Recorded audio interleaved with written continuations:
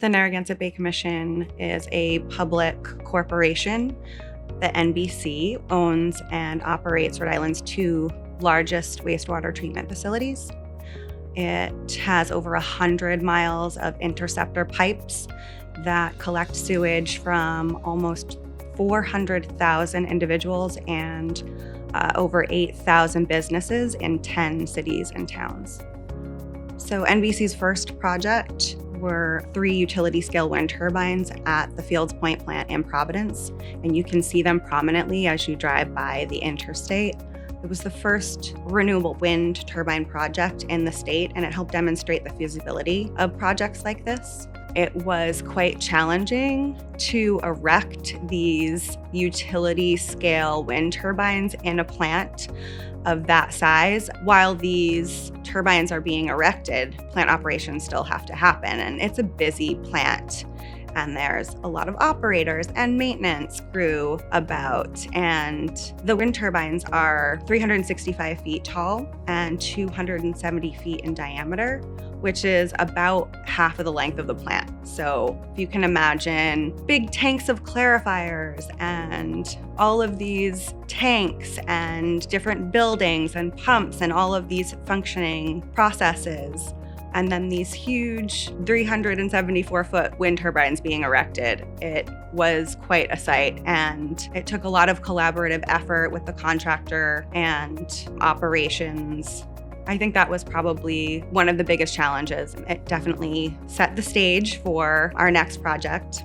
After that success, about 5 years later, we bought another 3 1.5 megawatt wind turbines offsite in Coventry, and they offset the Narragansett Bay Commission's utility electricity use. So NBC sought to increase and diversify its renewable energy portfolio by adding a 10 megawatt solar array and the biogas project at Buckland Point to meet the 100% renewable energy goal by 2025.